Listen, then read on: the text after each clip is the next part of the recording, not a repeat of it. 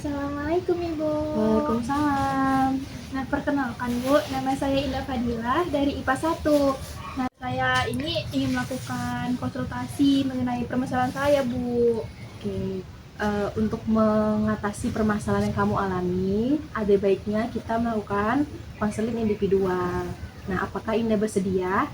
Bersedia, Ibu? Oke, baik.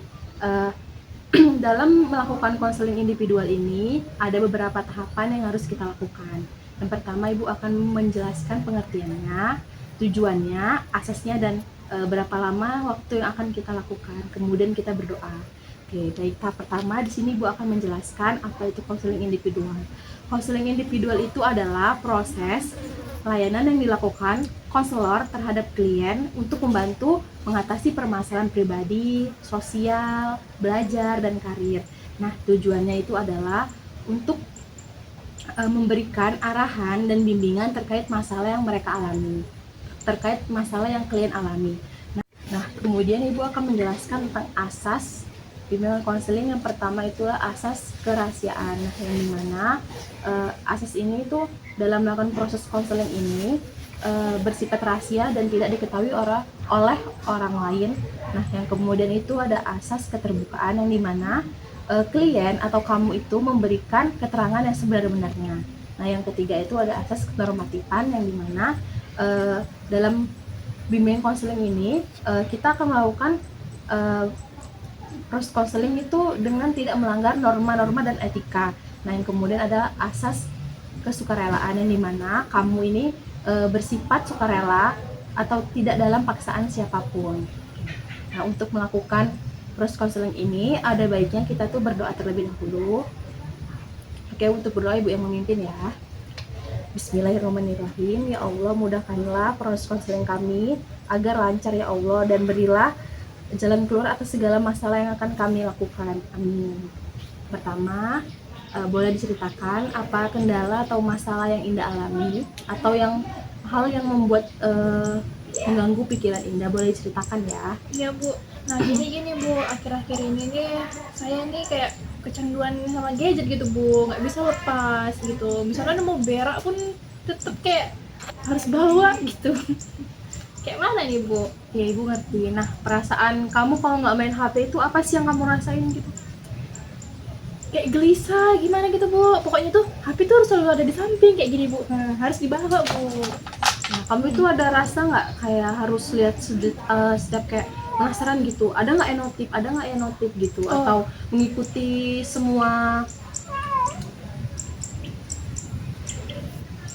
Kok jadi Nah, Ibu nih ingin tanya, kalau misalnya Indah nggak main HP itu apa sih yang Indah rasain gitu? Gelisah gitu, Bu.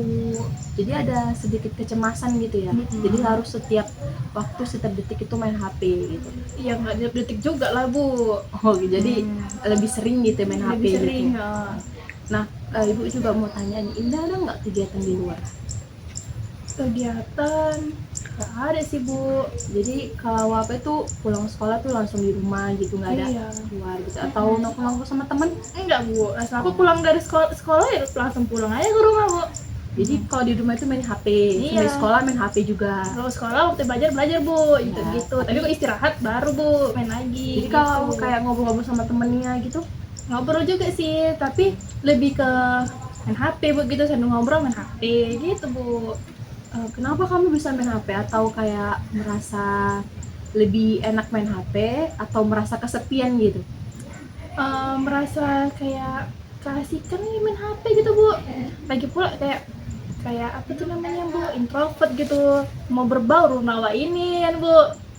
Kenapa kamu? Kayak malas sekali gitu, Bu. Apa sih orang-orang ini gitu, enak main HP, Bu, gitu, nonton anime gitu kan, Bu. Oh iya, jadi kamu tuh aktivitas atau interaksi pertama, boleh diceritakan apa kendala atau masalah yang Indah alami atau hal yang membuat mengganggu pikiran Indah, boleh diceritakan ya. Iya, Bu. Nah, gini Bu, akhir-akhir ini nih saya nih kayak kecanduan sama gadget gitu, Bu. Nggak bisa lepas gitu. Misalnya mau berak pun tetep kayak harus bawa gitu. Kayak mana nih, Bu? Ya, Ibu ngerti. Nah, perasaan kamu kalau nggak main HP itu apa sih yang kamu rasain gitu? kayak gelisah gimana gitu bu, pokoknya tuh HP tuh harus selalu ada di samping kayak gini bu, nah harus dibawa bu. Nah, kamu itu ada rasa nggak kayak harus lihat setiap kayak penasaran gitu, ada nggak notif, ada nggak notif gitu, Oh. atau mengikuti semua. Kok jadi ketawa? Nah, ibu nih ingin tanya, kalau misalnya Indah nggak main HP itu apa sih yang Indah rasain gitu? Gelisah gitu bu. Jadi ada sedikit kecemasan gitu ya. Mm-mm. Jadi harus setiap waktu, setiap detik itu main HP gitu.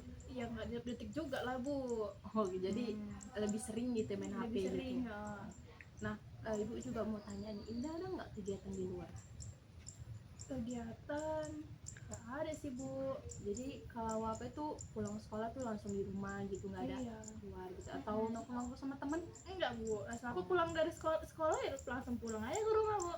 Jadi kalau di rumah itu main HP, Iya. sambil sekolah main HP juga. Kalau sekolah waktu belajar bu, gitu Ya, gitu. Tapi kok istirahat baru bu main lagi. Jadi kalau gitu. kayak ngobrol-ngobrol sama temennya gitu, Ngobrol juga sih, tapi lebih ke main HP bu gitu, sambil ngobrol main HP gitu bu.